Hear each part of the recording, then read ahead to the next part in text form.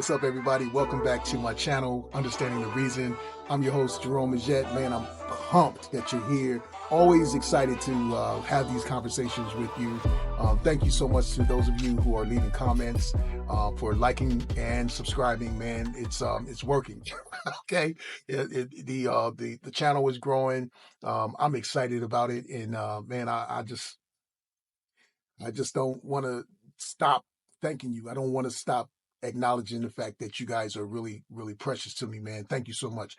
So we're in my book, Understanding the Reason God Made Man, What Made Him Do It. Make sure you get your copy. The link is in the description. If it's not clickable, just go ahead and like copy and paste it into your URL and get yourself a copy. But anyway.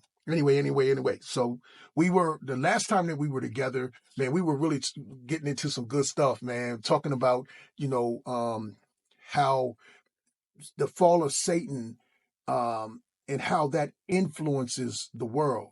The scripture told us that, said, woe to the inhabitants of the earth and the sea, because Satan, the enemy, the wicked one, the accuser of the brethren, is coming down in full fury, knowing that his time is almost up, right?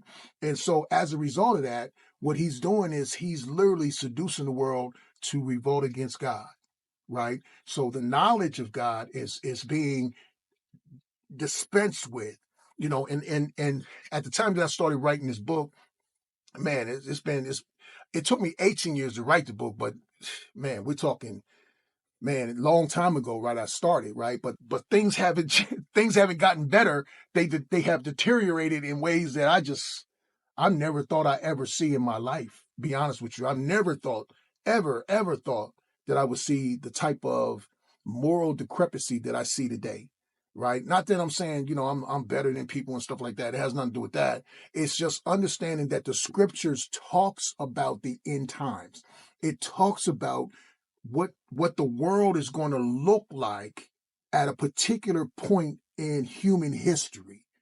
And literally everything that it's been prognosticating is absolutely happening, right? It's happening on a large scale, and it's amazing. It's frightening, and it's an amazing thing to witness, because these things have been prophesied hundreds, if not thousands of years before, right? How do we know? So, man, we're gonna get real deep on this topic. But I don't, I digress just a little bit. How do we know that is true? How do we know that the scriptures are true? We know that the scriptures are true based on the prophetic word, and what the prophetic word is saying is that these things, these conditions, are going to identify certain points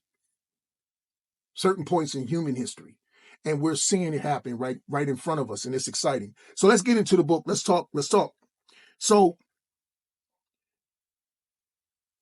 in light of the break from godly standards, as our country, in our country, how long do you think that the American way of life is going to escape God's judgment? Like how long? You think about a lot of the things that's going on, like the hot topics of our day, of our time. Take those topics and juxtapose them against the standard that God has in the scriptures. Take what people are into and what they're doing, and juxtapose that against the things that caused God to judge the world before. And then you walk away from that going, wow, man, he's very patient. That's one thing. He's very patient. Because I don't know, man, some of the stuff that's going on, there's no way that as if I was God, I don't know how I would feel about that, bro. I'll probably be like, yo, nah, we shutting this down. Okay. But he's patient, and he's long suffering. So the prophet Isaiah said this, and he actually, this is something that he said about the society. I'm just going to read it, and then you take from it what extrapolate from it what you get from it. Okay, check this out. This is what he said: "Woe to them that call evil good and good evil, that put darkness for light and light for darkness, that put bitter for sweet and sweet for bitter." That's found in Isaiah chapter 5, verse 20.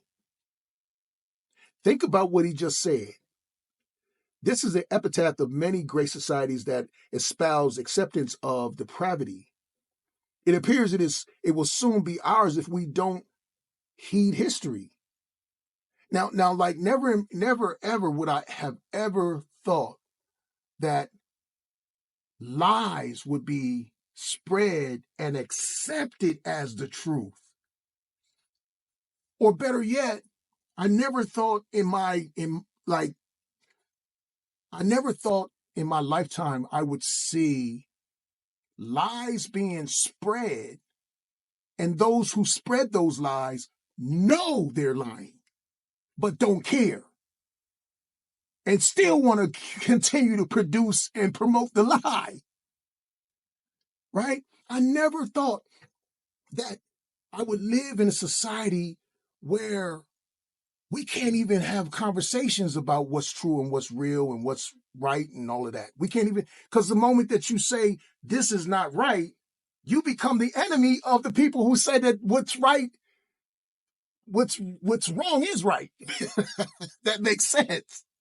So Isaiah absolutely saw that, right? And you know what they say, those who don't learn from the lessons of history are doomed to repeat them.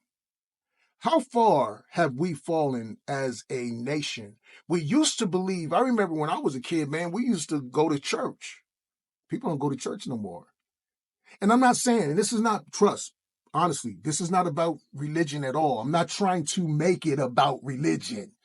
I'm not trying to make it about, Christianity or Islam or Mormonism or Catholicism or this or that. No, I'm asking a question. Why are we here? What does the scriptures tell us about that? The reality of the fact that we're here doesn't make a difference what color you are, where you come from, where you live at in the world, what you believe, what you don't believe, none of that. Can we talk about the reality that we're here on the planet and there's a reason that we're here? Can we kind of come to some kind of consensus? And the only thing that I can think of is the scriptures. The scriptures have been around. The scriptures have literally delivered factual, documented data that I can look at and I can say, okay, I know it came from that source, but is it true? How can we justify it? How can we quantify the truth? Is there a way that we can do that? And as a result, man, I just sat and I sometimes I just sit and I be thinking like, dude, what are we doing? And I look at the scriptures and it's telling me exactly 2,000 years ago, 1,000 years ago, 500 years ago, several thousand years ago, a description has been given about this life where we are right now, this point in history. And so the fall, we're going to get into the plan of God. We're going to talk about that, man. But I just want to emphasize, how far have we fallen? And who initiated that? Who instigated that? It didn't come just because human beings' hearts are evil, which they are, right? But with the right amount of manipulation and instigation, that's what brings out all of this corruption and all the other stuff. Okay?